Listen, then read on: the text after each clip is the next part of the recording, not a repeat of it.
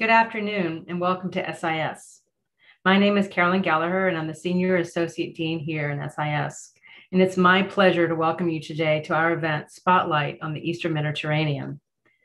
This event is sponsored by the Transatlantic Policy Institute and is part of the Jean Monnet in the US event series hosted by the network of EU-funded universities. Let me start with a few housekeeping rules.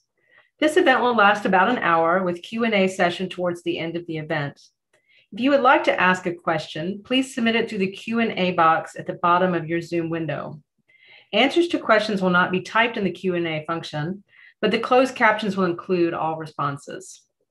We ask that no one record this session as well. We will be automatically recording this webinar to the SIS YouTube channel. It normally takes about an hour and it will show up online then. Now let me introduce you to our panelists and our moderators. First, Ambassador Marios Lysiotis. He has been ambassador of the Republic of Cyprus to the US since September 2018. His previous roles include diplomatic advisor to the Minister of Defense, ambassador to France, ambassador to Austria, and the permanent delegate to UNESCO and OSCE, among other roles. Welcome, Ambassador. I'd like to also introduce you to Ambassador Alexandra Papadopoulou. She is the first female ambassador of Greece to the US. Prior to that, she was also the first female permanent representative of Greece to the European Union, the head of the diplomatic cabinet of the Prime Minister, the Director General for European Affairs in charge of the Greek presidency of the EU in 2014, and head of the Greek liaison office in Skopje. Finally, she was also the Deputy Permanent Representative of Greece to the UN and head of the EU Rule of Law Mission in Kosovo. Welcome, Ambassador. I'm also pleased to welcome Matthew Palmer, who is a member of the Senior Foreign Service, the class of counselor, who serves currently as Deputy Assistant Secretary of the Bureau of European and Eurasian Affairs with responsibility for the Western Balkans and the Aegean. Previously, he was Director of the Office of South Central Europe. He also had earlier tours in both Belgrade and Nicosia.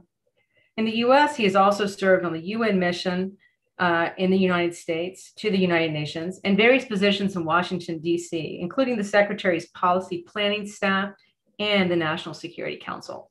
Welcome, Mr. Palmer. And finally, but not least, our moderator today, Professor Doga Eralp. He is a senior professorial lecturer here in SIS.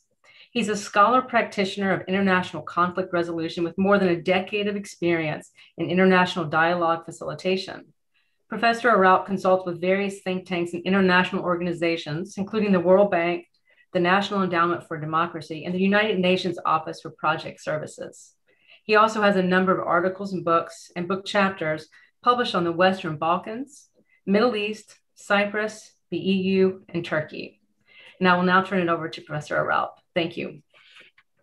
Thank you, Dean Kelleher, for making such a nice introduction. And thank you for all joining us on what I believe is a very timely conversation. And welcome again, ambassadors, and welcome, Secretary Palmer.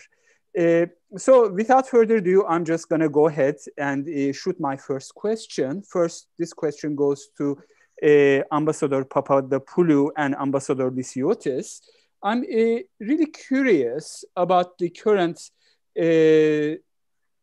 deal with the Eastern Mediterranean Gas Forum. As you very well know, recently Greece and Republic of Cyprus joined Egypt, along with Italy and Jordan, establishing the Eastern Mediterranean Gas Forum, a north and south energy corridor that connects the Levant to the Europe, a first, really. Is this a strategic or economic decision?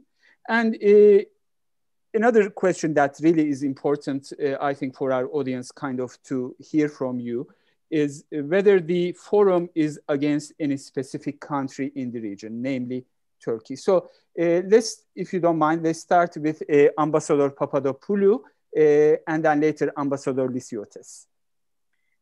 Thank you so much. Thank you for hosting this event and having us to participate, an event that which sounds quite interesting. The EMGF is not only comprised with Greece, Italy, and Jordan, it's also France, Israel, Palestinian Authority. So it's quite bigger.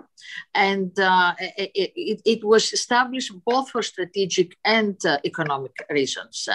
Let's start with the strategic reasons. There is a goal that the European Union member states, the European Union has, and I think it's a goal shared by the US as well, that Europe should not be dependent on one source of energy, to have a diversification of energy resources.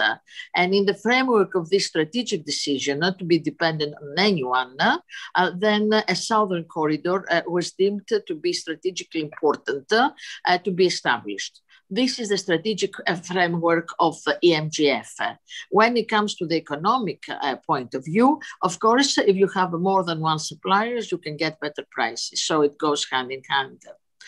Whether it is against any country, no. This is a forum which is open to everybody. But it's a rules-based forum. It's, I would say, it is. It has to be based on international law, on respect of international law, or respect of the international law of the sea and the UN Charter. So it's a rules-based forum. Everybody is more than welcome to join. But of course, there is this conditionality that has to do with international law. And of course, this goes hand in hand with the greater perception we have in Europe. And I think this is something that we share with the United States, that we need a rules-based international system, both on the global and the regional level. So all this together, this is how you join, how the MGF, and how this forum is organized and does its business. Thank you, Ambassador. So, Ambassador Lysiotis, how does this forum work for Republic of Cyprus? And well, if you could expand on it as well. No, if I may add some other elements as well, if it's possible. I mean, my colleague, the Greek ambassador, set the frame. Just some additions. The nature of the gas energy finds in the Mediterranean is such that their optimum exploitation needs the cooperation of the actors of the region. So this is one element. This cooperation, the EMGF, comes also at the end of a long process. We realized, and that's the strategic part, early enough, that energy could become a catalyst for promoting regional development, prosperity, cooperation, and stability. As perhaps you might know, Greece and Cyprus, along with individual actors in the region, developed also the what we call the tripartite cooperations. They had a component of energy, but they have other components as well, be it eventually innovation, security, and so on. In one of these, actually, the United States itself participates. All these cooperations, like the EMGF, which is the forum kind of outcome also of this process and of this realization, all these are open with a positive agenda. There is, I mean, the aim and inclusive. That's why, for example, the United States participates in this trilateral cooperation. So yes, it has a strategic, but it also has a component which is purely economic. That's why, for example, you have within the EMGF the participation of private actors, big companies. You have also the participation of institutions like the World Bank and so on. So yes, and of course, I cannot but repeat emphatically, it's not against anybody, and it's open, subject to the basic rules. Thank you, Ambassador. Secretary Palmer, if you could expand on the US government's view of this energy forum in Eastern Mediterranean, what do the Americans think about the future of this energy forum? Thanks for the question, Professor Eralp, and thanks for organizing this forum and bringing together such tremendous partners of the United States in joining us today. We see the Eastern Mediterranean Gas Forum as a vehicle for promoting greater cooperation, energy security, and economic prosperity throughout the region. The United States became an observer on March 9th officially. And we welcome in particular the recent announcement that the EMGF plans to work with specialists to discuss and promote gas decarbonization. We're interested to learn more about what it is that the forum intends and how they're going to pursue that. But it is an admirable goal, one that ties into the broader climate agenda that's a priority for the Biden-Harris administration. We're pleased to see that the Republic of Cyprus will assume the EMGF presidency next January, building on Egypt's leadership and convening role. And we look forward to working together with Greece and Cyprus and other members of the Gas Forum in support of that institution and that framework for regional cooperation. Thank you, Secretary. Now I want to talk a little bit more about, I think it's time for us to talk a little bit more about the challenges that stigmatizes the Eastern Mediterranean region, if I may. And this question goes to Ambassador Papadopoulou. Ambassador, a significant challenge in Eastern Mediterranean and specifically in the Aegean is the issue of demarcation of territorial waters, primarily in the Aegean Sea, as I mentioned, and also international waters south of the island of Crete. And since January, Turkey and Greece have reinitiated exploratory talks that have been on hold for the past 5 years. And if I do remember correctly, the last of which was just concluded quite recently. I'm curious to hear from you if Athens is hopeful about the future of the directions of the relations with Ankara. Yeah, it's not about the limitation of territorial waters. According to international law, and the international law of the sea, but part of it is already international customary law. So it binds even countries that are not participants to the international law, to UNCLOS, United Nations Convention on the Law of the Sea. So according to that, all countries have the right to expand their territorial waters to 12 miles, but the minimum is 6 miles, so nautical miles. So for both Greece and Turkey in the Aegean Sea, we both have 6 miles. In other parts of our territory, we have 12 miles, but in the Aegean Sea, it's 6 miles because we all understand that there are some geographical points in that area. So we have 6 miles, but we all reserve for ourselves the right to expand 12 miles. Greece doesn't want to have a confrontation with any of its neighbors. We have a long historical experience to know that confrontations and military actions do not lead to anything. So the whole discussion and the whole difference we have with Turkey is the limitation of maritime zones, which is something different than territorial waters. So when it comes to that, Greece is a firm view, and according to the international law of the sea, that you delimitate you go ahead with this process. First of all, you discuss with your neighbors, and then if you manage to find an agreement, it's fine. If you don't manage to find an agreement, you refer the issue to the International Court. So when it comes to our neighbors, Italy and Egypt, Greece has concluded agreements rather recently, last year, both with Italy and with Egypt, and where we reach an agreement about issues. And of course, when you discuss with your neighbors, you give something, you take something. It's a compromise. So this is what we want to achieve with Turkey as well.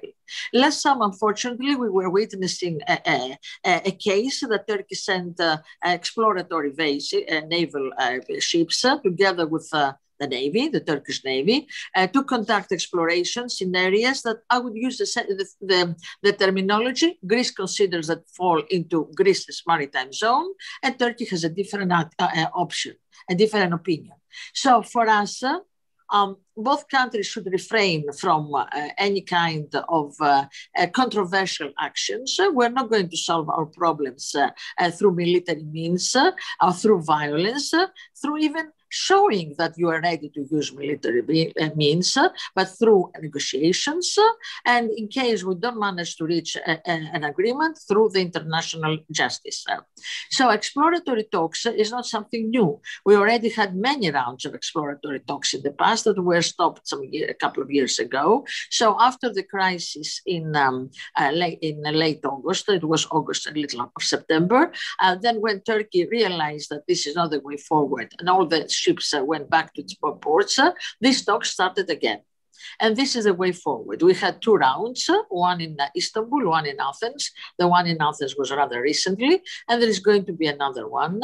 And hopefully we're neighbors with Turkey. We have to discuss, we have to talk, and we have to solve our problems in a conciliatory manner and according to international law. So if you ask me if I'm hopeful, yes, to the extent that both parties, and especially Turkey, because Greece didn't use military means, and we didn't send our ships to do exploratory work into areas that Turkey considers as theirs, should refrain from any provocative actions and resort to international law discussions and international justice. Just a quick follow-up, Ambassador. Unfortunately, we don't have a representative from the EU delegation in this conversation, but I'm just quite curious to hear from you. Are you happy with the support you receive from Brussels vis-a-vis Greece's ongoing negotiations with Turkey? But this negotiation, of course, Brussels supports any peaceful settlement of any dispute, and of course they support every kind of discussion between any two countries that have a difference of opinion. But the European Union is not part of the talks between Greece and Turkey. This is a sovereign issue between two sovereign countries. That, I think, is a great segue to the second question that I'll be posing to Secretary Palmer. Secretary, how does the United States support the de-escalation of tensions between Greece and Turkey? And while doing that, I would like to hear from you how often the United States emphasized the joint NATO membership, both Greek and Turkish armed forces, and of course the countries are a part of. Does it work, the NATO lens? And do you foresee in the future the NATO leverage being a credible tool? Mm-hmm. Thanks for the question. Both Greece and Turkey are important NATO allies, and the Biden-Harris administration is engaged with both allies at senior levels on these issues. In February, Secretary Blinken called both his Turkish and Greek counterparts. Secretary also met with Turkish Foreign Minister Çavuşoğlu in Brussels at the NATO summit last month.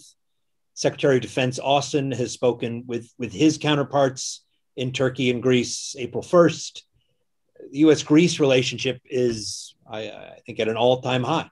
As President Biden expressed to Prime Minister Mitsotakis on Greece's Independence Day, March 25th, the celebration of the bicentennial of the founding of modern Greece, the United States is committed to further deepening our ties with Greece.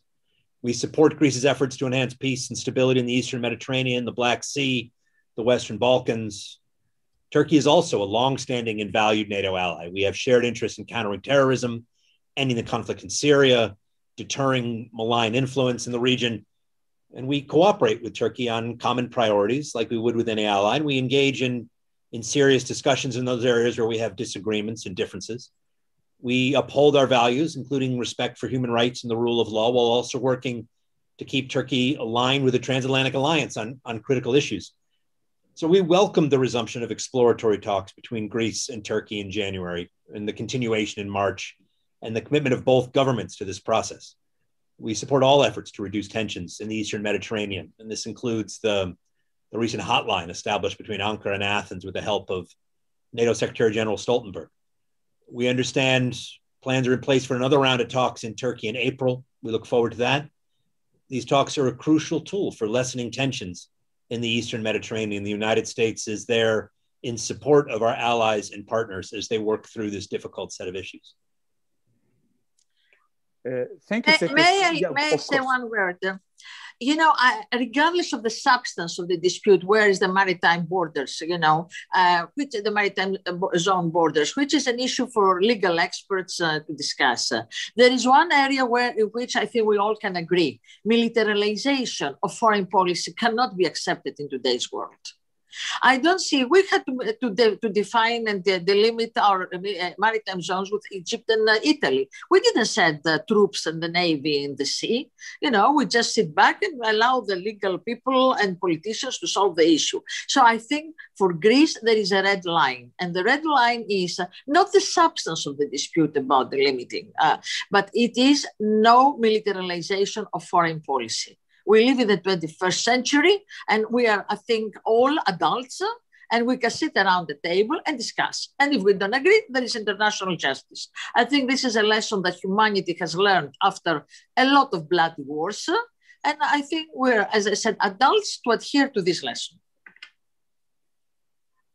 Thank you, Ambassador, for clarifying the Greek position on the delimitation of the maritime zones.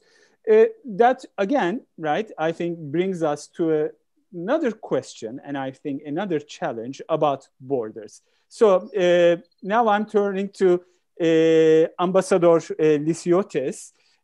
I'm sure you have a lot to say on this, so I'm all ears. And I've been studying Cyprus forever, and these negotiations have been going forever.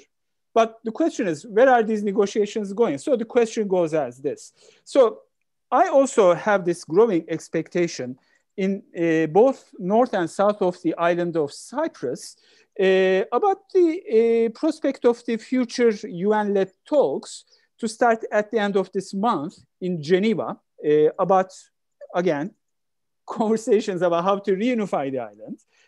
How do you assess the chances of these talks, especially in the light of the recent election results in the north of the island, when the nationalist Turkish Cypriot leader, Mr. Ersin Tatar, had been elected as the president, and his rather, I would say, not shy way of putting his cooperative stance with the Erdogan government in Ankara about especially the question about Turkish Cypriots' access to the exclusive economic zones declared in the south of the island. That's one question. And as a follow-up to that, right? And again, I'm curious to hear from you, Ambassador, whether the process is supported by Brussels. I'm sure it is supported, but what type of support is in there, right? And other prominent capitals like Berlin and Paris, along with obviously the now non-EU member, I think that's the name for United Kingdom now, right? Non-EU member UK, that still is a guarantor of peace in the island of Cyprus and maintains 2 military bases in the Republic of Cyprus. So I know that's a little bit of a loaded question, but as I said, I'm all ears. I'm sure our audience is very much looking forward to hearing your response on this one. Yes. So it's a kind of omnibus question. I know. I mean, of course, if you allow me a comment, the Cyprus problem is not a problem about an issue about borders. It's an issue about finding ways to reunify the island, which has been divided since 1974, following Turkey's invasion and occupation. So, but you raised 3 questions. Let me start from the eventually last one, the exclusive economic zone issue, so that we can move in the other direction. First of all, the Republic of Cyprus proclaimed, and it's the Republic and its states which proclaim exclusive economic zones. It's not entities or anything else. In 2004, we have negotiated, the Republic of Cyprus has negotiated exclusive economic zone agreements with Egypt in 2003, with Lebanon in 2007, if I remember well, with Israel. So we have not negotiated an exclusive economic zone with Turkey and Syria for the time being. We haven't done it with Turkey because Turkey refuses to negotiate in accordance with the conventional laws of the sea. So when Turkey raises the tension in Cyprus's exclusive economic zone, does not do that for the Turkish Cypriots, and they are very clear for that. Turkey has a very peculiar conception of the delimitation of the exclusive economic zones. So when Turkey claims part of the exclusive economic zone of Cyprus, it claims it for itself.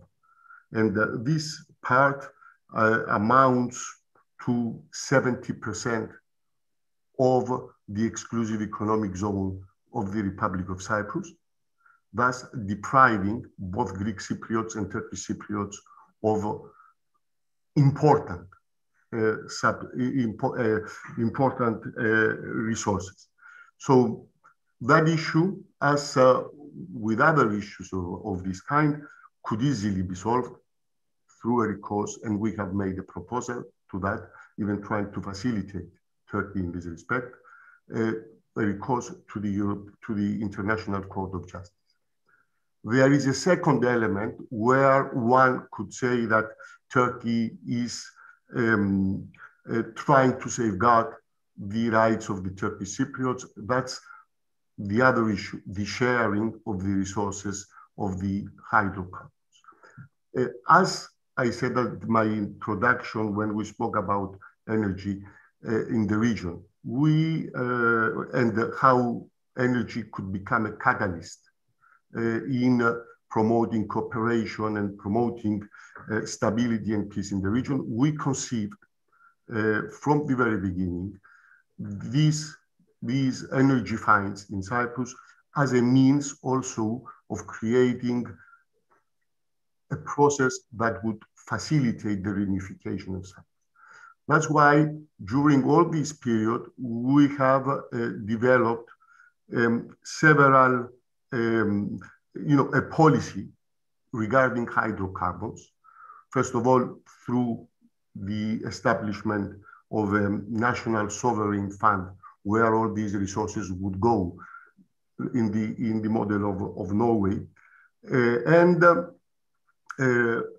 We, during the talks we had with, in order to try and solve the Cyprus problem, one of the major convergences was that natural resources, including energy, would be a competence at the federal level. So recently, again, the president of Cyprus proposed the creation of an escrow account for the benefit of the Turkish Cypriots. The issue now here is we have to delimit the exclusive economic zone with Turkey so that we know about which resources, where these resources are. If, as Turkey claims, it has 70% of the resources, if it can also grant some of these resources to Egypt and Israel, because that's how its theory works, we don't know. So we have to know first and move forward. This is about the hydrocarbons and things like that. The second issue you raised is the talks about in order to end the meeting in Geneva. As in the case of Greece, but as also in the case of other issues in the Eastern Mediterranean, during the last 2 years, we've seen an escalation in the aggressiveness of Turkey. And this escalation was both in the exclusive economic zone, Cyprus, but also on the ground in Cyprus, Varosha, which has been, where Turkey threatens and has proceeded actually to creating the conditions for opening it up in contravention to the Security Council resolutions, and also a new rhetoric on behalf of Turkey that the aim of the Turkish Republic during these talks is a two-state solution. A two-state solution, is it a solution? Or is it just the acceptance of what's going on? So during the last recent period, again, with us, as in the case with the tensions in the Aegean and elsewhere, there has been a kind of tactical, strategic, we don't know, we will see, change in the attitude of Turkey on the first two issues, and without any change on the rhetoric of the two-state solution. This rhetoric is being amplified also by the new Turkish Cypriot leadership. So we have been calling and urging the Secretary General, and not only us, to try to resume the talks. The meeting on the 27th and 29th of April aims at exploring the possibilities for achieving an agreement in order to move the talks forward, in order to achieve a bicommunal, bizonal federal solution with political equality as defined by the Security Council resolutions. That's the mandate the Secretary General has, and that's what we expect. And we are going to this meeting with a positive attitude. Our partners, and I'm going to the last part of your question, the European Union and other countries, including major players in the region, but I stand first on the European Union. The European Union has two main reasons for being involved and interested. So first of all, for the general geopolitical solution of the Cyprus problem, security, peace, stability in the Eastern Mediterranean, why not? But also because Cyprus is a member of the European Union and will continue to be a member of the European Union after the solution. So there is a practical engagement on behalf of a practical role for the European Union to play, because Cyprus, as a member of the European Union, after reunification eventually, will be called to be a full member state, apply the acquis communautaire, and contribute to the work of the Union. So the European Union has a role. It has played this role before. So that's the interest. And even, I mean, a few days back on the 25th of March during the European Council, they reiterated both the interest and the basis of what we're talking about. And they have been claiming loud and clear that the European Union cannot accept two states in Cyprus. So what we are looking for is a bicommunal, bizonal federation and so on. And as I defined, in accordance with the end, they want to be present one way or the other as they have been in the past, for the reason I explained. So the messages we are getting, I understand today the President of the Commission and the President of the European Council were in Ankara. We don't know yet and so on, but this is how we stand. We are going there on a positive, with a positive attitude. We want, because it's we who pay the price of all these things. I mean, Greece, for example, at least, they have a navy. We don't even have a navy. We don't know, I mean, you know, to say whatever. Just to give you an example of, so we are the ones who have every motivation to move forward in this direction through diplomatic means, because not only it's, as my colleague said, solving problems through the use of force or menacing the use of force is not a way. So yes, we hope that through the actions of major actors, this small change, which might be tactical or not, which we have seen, will lead finally Turkey to cooperate, and the Turkish Cypriot to cooperate, and to so that we can reach an agreement and resume the negotiations from where they stopped last time. And we have achieved a lot. I mean, I referred earlier about the agreement, about the convergence concerning federal natural resources. That's something we have achieved. So we have to preserve this body of work and move forward from there. So I don't know whether I covered everything. I hope I did. You did. You cut out on me a little there, Marios. Could you repeat that? Yeah. Sorry? No, I'm just he's joking. Come on. Secretary, I'm going to get to you, but before that, I just want to hear from Ambassador Papadopoulou. Are we going to be seeing a more directly engaged Greece in the reunification talks on Cyprus in the coming years? You know, Cyprus is an independent country, and it's a member of the European Union. So it's been many, many years, I'm sorry, maybe almost 50 years that Greece doesn't dictate or doesn't tell Cyprus what to do or what not to do. I'm sorry. Of course, we're in very close cooperation and coordination with the government of Cyprus. But the decision is up to the Cypriots. For Greece, it's utmost important that the decisions of the Security Council be implemented, that we have a bizonal, communal federation, and that the state is going to be functional. Because as my colleague said before, this state is going to be a member of the European Union. It has to be functional. I'm sorry. So for us, it's important that this is a decision by the Cypriots to make, both communities in Cyprus, without outside powers, this being Turkey or Greece or anybody else, dictating them what to do or not to do, and that the new state and the solution to which we arrive respects the Security Council resolutions and it's a functional state that can be a 21st century state, member of the European Union.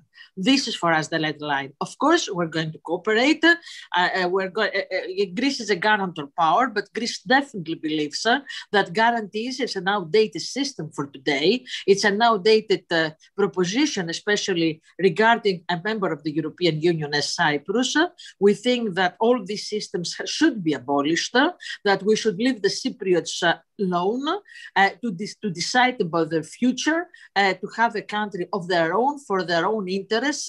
And of course, we're going to be next to them, next to hopefully the new unified state island, to provide them any kind of support and security like we do with members of the European Union. That's the Greek position. Thank you, Ambassador Papadopoulou. Secretary, your boss, Anthony Blinken,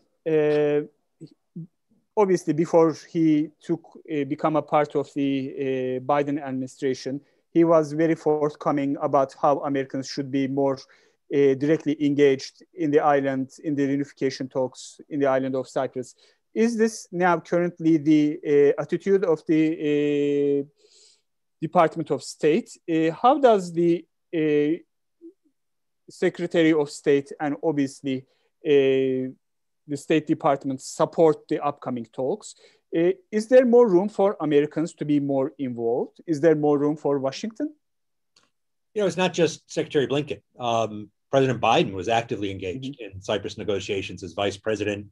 He's pledged support to diplomatic efforts during his administration, the Biden-Harris administration, to support the reunification of the island. The U.S. position is unchanged. We continue to support a Cypriot-led comprehensive settlement to reunify the island as a bizonal, bicommunal federation, an outcome that we believe would benefit all the people of Cyprus as well as the wider region. We've welcomed the Secretary General's efforts to convene the 5+ UN meeting at the end of April to facilitate a relaunch of political discussions. I think one of the things that we all agree on is that the status quo is unacceptable. It's unsustainable. The United States has been engaging with both sides to approach the 5+ UN meeting constructively, with openness, flexibility, and a willingness to compromise, to find common ground. So yeah, sure, of course, there's a role for the United States. We won't be part of the talks in April. We're not part of the 5+ UN framework, but we are very much present and engaged with all concerned and strongly supportive of the goal of reunifying the island as a bizonal, bicommunal federation. Thank you, Ambassador. So now I'm going to switch back to our contemporary global health crisis.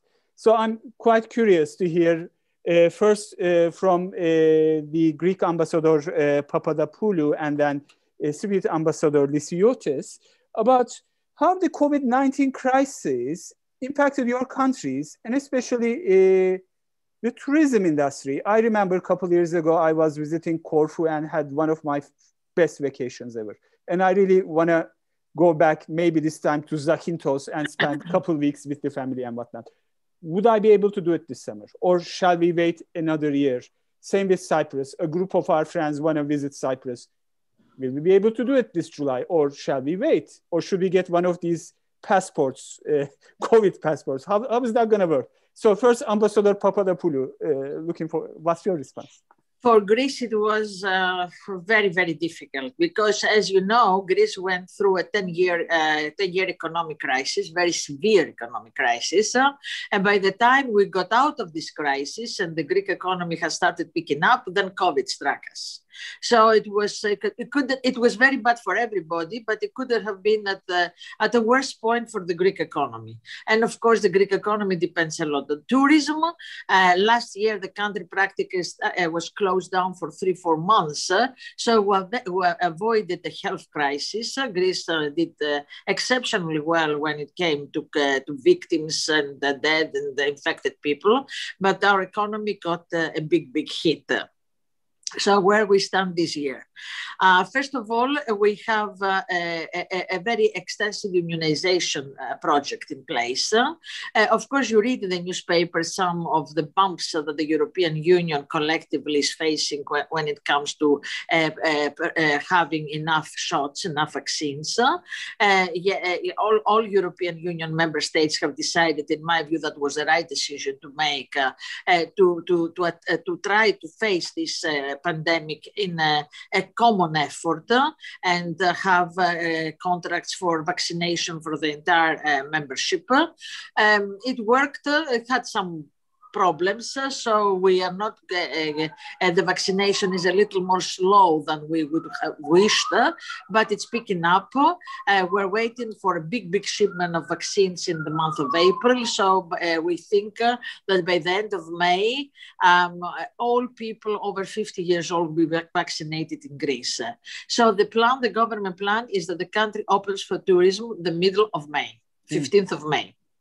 So if you have a vaccination, no, there is no need for a passport because a passport has to be a European Union decision. And there are, this was an idea of the Greek Prime Minister, and now it is discussed among the member states. I think sometime in the future, not so distant future, there will be a passport, some form of passport, but we're not there yet. So everybody who is vaccinated and can present proof of vaccination can enter Greece without any quarantine, nothing. So it's free. You can go and have your vacation and it will be okay. But if you're not vaccinated, I think you will go through a quarantine period once you enter Greece. So when it comes to the United States, with this extensive vaccination program that you have, I think there will be no problem for the majority of the American tourists to go to Greece. But of course, tourism is a part of the Greek economy, it's not all of Greek economy. The Greek economy, like the economy of the other member, the entire world has to start picking up again, be built again. The European Union has adopted an extensive program of reconstruction. You have here a big reconstruction program. So the European Union has adopted a program like that.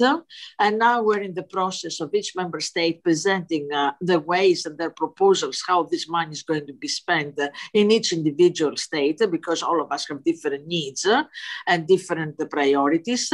And hopefully this money will come to the member states by August, September, which will be a big help, especially if our tourist season is good. That will be a big booster.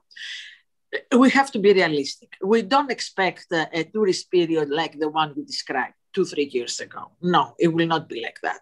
Because for a lot of countries where most of our tourists come, they have big problems with the pandemic, and their people are not ready to travel. But we expect something much better than last year, and something that really help us restart our economy. Thank you, Ambassador. So, Ambassador Lysiotis, what's the future of Cypriot tourism and future of COVID? Yeah. Yes, I mean, the situation is very similar to that of Greece, actually. Well, after a disastrous year last year, where we lost the whole season, we are hopeful that things will start moving this year. We have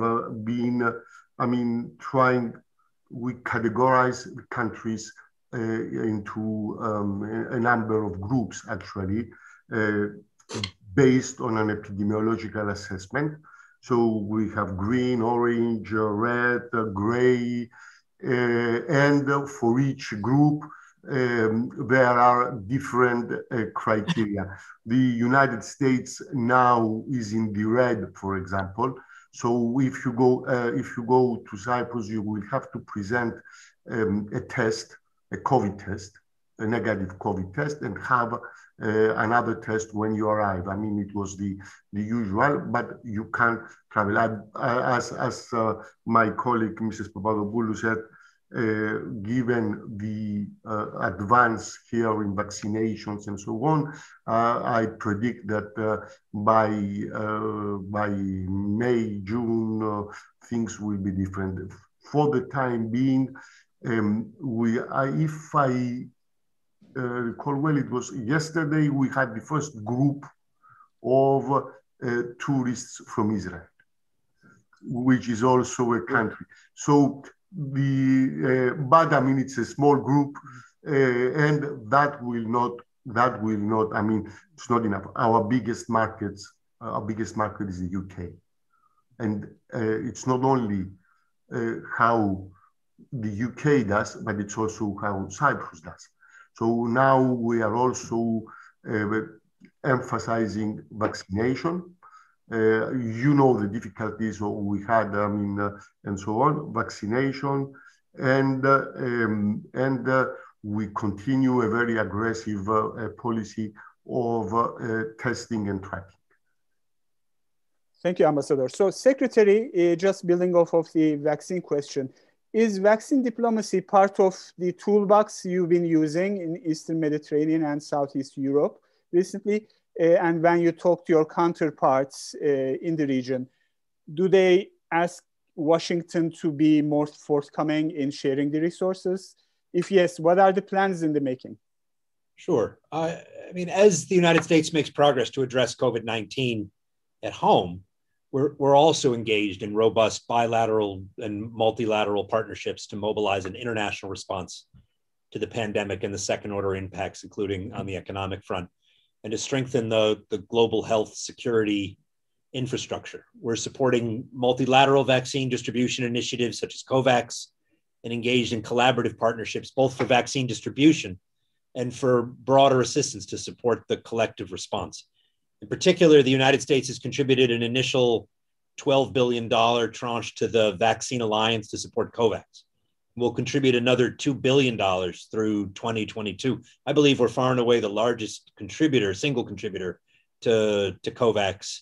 And as part of our G7 commitment to COVAX, President Biden has called on governments, organizations, the private sector, and other partners to commit additional resources to target urgent manufacturing, supply, and delivery needs, to make additional contributions to COVAX as required. So the United States is leading on this issue, but we're leading in particular through multilateral vehicles. I know that's a different approach than, say, Russia or China, which is engaged in this kind of bilateral vaccine diplomacy, which I think, frankly, is unconscionable in terms of the way in which they've linked vaccines to other political issues. So we are committed to working with partners and allies to pursue a global solution, to pursue a cooperative approach. And we're putting our money where our mouth is, $4 billion on the table in support of Gavi COVAX and the multilateral effort that will ensure that there is equitable access to the vaccines globally. Thank you, Secretary. So now I'm going to open our panel to question and answer. So we're going to be taking some questions. Thank you for all your responses. Thank you for going such a deeper length in answering this, which I think is kind of challenging questions. So we're going to be taking questions, if I'm going to be able to see a few of them. I haven't yet seen one. Most probably it's going to pop up in a minute in the question and answer part. But I have a curious question in my mind that I'd like to hear maybe from you, Secretary, and also both the Cypriot ambassador and the Greek ambassador. When we talk about the question of reunification of Cyprus, what oftentimes is overlooked is the presence of the British bases in the islands. And Britain is no longer part of the European Union.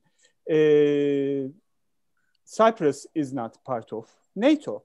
So in case of the reunification of the island, where would the British troops go, right? Aside from becoming tourists, like Ambassador Lysiotis had mentioned. But let's first hear from Secretary. Do you ever reach out to the other side of the Atlantic ever when it comes to the question of Cyprus about the future orientation of the British troops in the island of Cyprus? The sovereign base areas are just that. They're not part of the negotiations over the future of Cyprus, the reunification of Cyprus. Whether or not the bases might be part of that conversation is really up to London. Ambassador Papadopoulou? This is an issue that precedes this, the invasion of Cyprus by Turkey back in 1874. The British bases were there since Cyprus became an independent state, and it's not part of the discussions within the UN framework. Thank you. Ambassador Lysiotis, I think this question is more for you at this point. Yes, I mean, I agree that, the issue of the British bases is not part of the current discussion. The current discussion is complicated enough in order to bring new elements like this within that framework. So, one should also make the distinction between, for example, guarantees and the British bases as such. Ideally, Cyprus, through the talks and through the reunification, should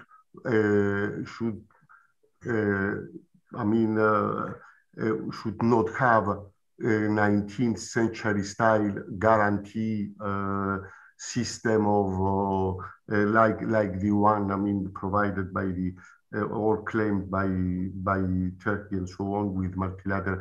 So this is not part of that either. It's a different part. Eventually, in the future, depending, one would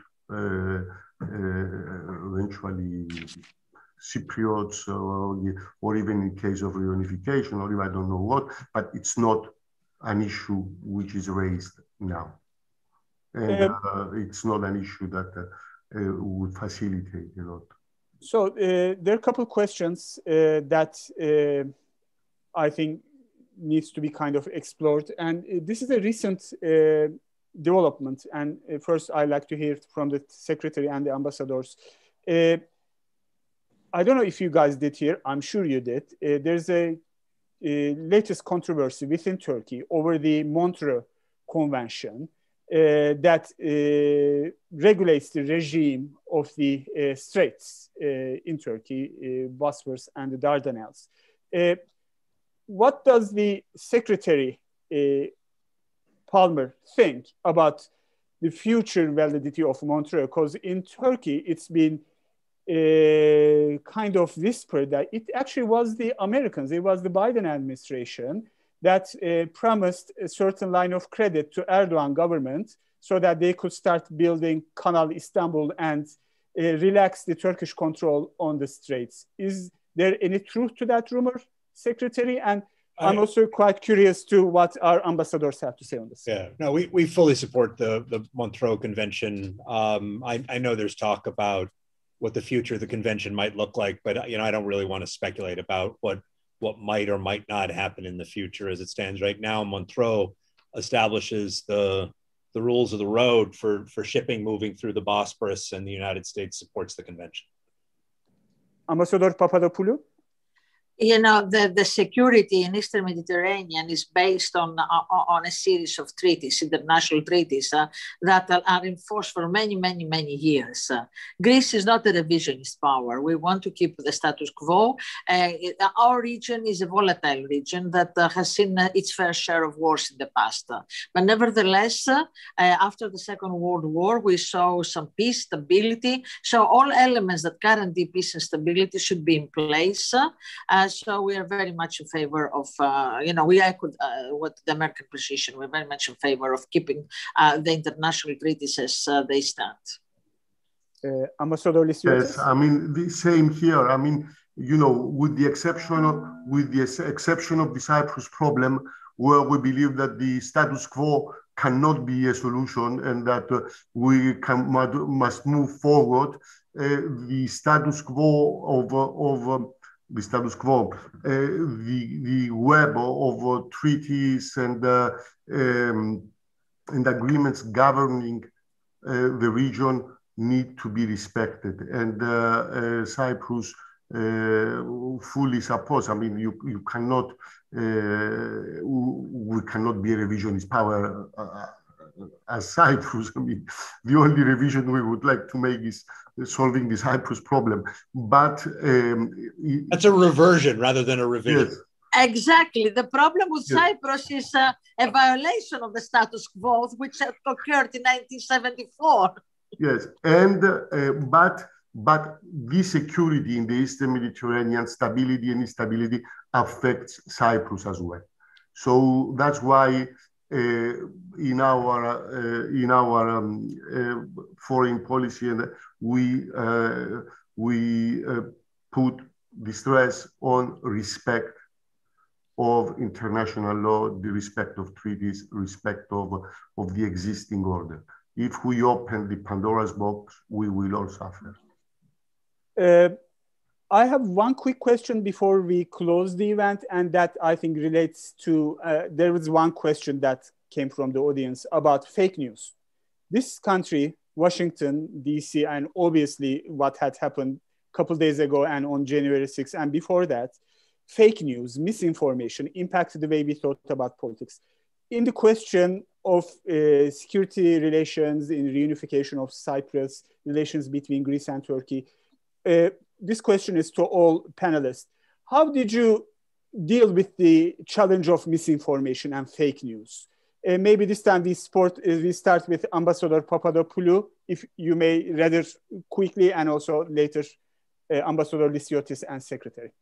But fake news is a global problem. You know, it affects not only foreign policy, but mainly domestic policy, the stability of our societies. You know, the European Union is trying to face this problem by putting some form of legislation, regulations. Still, we haven't achieved much yet because there is a very fine threshold, freedom of expression, freedom of speech, and still accountability for what you write and you present.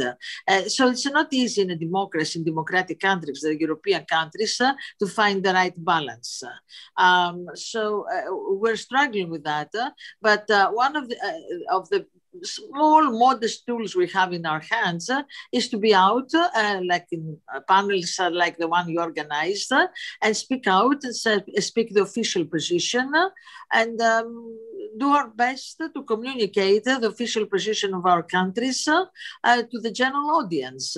But we cannot stop for people taking the internet and writing whatever they want to write. But as I said, this is a this is an emblematic issue of our times. And it's going to affect us more and more and more, and in areas much, much deeper than foreign policy, which is stability, social cohesion, social peace, and it has to be addressed in a coordinated manner. Ambassador Lysiotis? Yes, I mean, the fake news, disinformation is part, I believe, of what we can call hybrid threats. They are not necessarily direct threats, but they can be much more effective than eventually even a strike for the stability, social cohesion, and social peace in a country. We are very concerned because there are moments when we are victims of these things. And for example, within the European Union, in the field of the common foreign and security policy, there are ongoing discussions about how we can cooperate in, first of all, establishing the threats and in meeting them and the instruments we can develop. I mean, we are realizing this more and more, and we are, first of all, even internally, we might face, fake news issues and so on.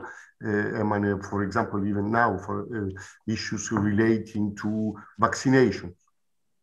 It can also affect national security if you have a movement which spreads fake news on this issue, wherever its origin. So we are aware, and I believe that we start slowly, and to develop our response to these issues. But it's become, I don't know whether it's because now with the social media and so on, it's becoming more and more preoccupying, even though in other ages as well, we had to face these kind of things. Think what happened during the great European plague in the 14th century with the fake news that the lepers or the Jews or I don't know what poisoned and so on. That's a primary example of fake news and its consequences. Thank you, Ambassador, for that bleak example. Secretary, what's your take on US's overall dealing with the challenge of fake news, the way it projects its foreign policy objectives, primarily in East Mediterranean? Sure. It's not a new problem, right? I mean, as Marios pointed out, Mark Twain said, the lie has traveled halfway around the world while the truth is still putting on its boots. So, what we see is fake news being weaponized essentially by malign actors who are looking to destabilize areas of the region where we would prefer to see stability and prosperity. So you do see an assertive effort on the part of states who are engaged in exercising what we consider to be fundamentally malign influence. They see fake news as being a comparative advantage.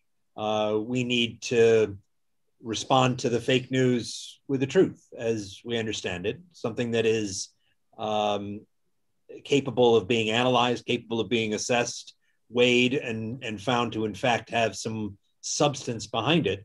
And then we need to educate our own citizens and help others educate their citizens on how to think critically about all this stuff.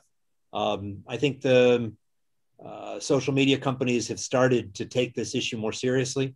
Facebook, Twitter, Instagram, all of these companies are looking at the role they play in the United States and globally, and I think working to be more responsible in that space. There's still a lot of work to do, but the scope and scale of the challenge, I think, is fully appreciated.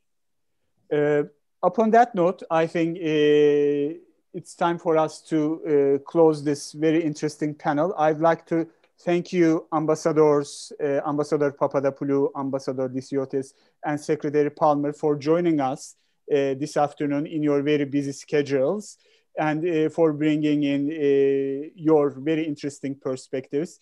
And I, for one, really hope peace and prosperity really reigns in that part of the world and for everyone. So again, thank you everyone for joining us. We hope you can join us for the next Transatlantic Policy Center event that's going to take place on April 14th. And there's going to be we're going to be showing a slide with that event information. Thank you again for coming and being with us. Thank you, Professor. Thank you very much. Thank you. Thank you. Thank you.